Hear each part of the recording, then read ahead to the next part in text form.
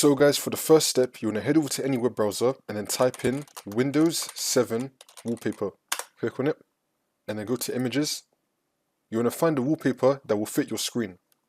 I'm just going to go with this one. I'm going to save it.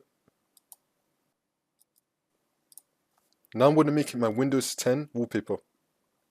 I'm going to click on the three dots, set as, background. That's the first step.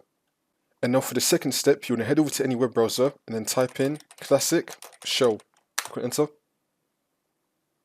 You want to go to the classicshell.net website, click on it. Now I'm going to click on download now. We're going to be going with the first one, or just choose any language. Wait for this to load. We're going to open it up. And then once this comes up, you're going to click on next, and then click on I accept, and then click on next, and then click on next again, and then click on install. Wait for this to load, and then click on yes. You can untick the view readme file, and then click on finish.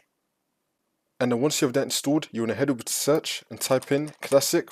We have some things we can go with: classic IE settings, updates, explorer settings, and start menu. We're going to be starting off with start menu.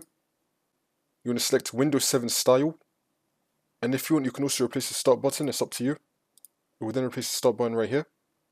You could also add in a custom one from your computer, but you want to select Windows 7 style.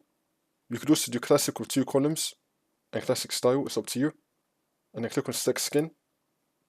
You have some options you can go through right here. Now I'm going to select that, and if I click on the Windows start icon, it's going to look like this now. And yeah, that's pretty much it. So now if you just head over to search again and type in classic, you can now go through everything else here: settings, update, explorer settings, and start menu settings, and then just choose what you want.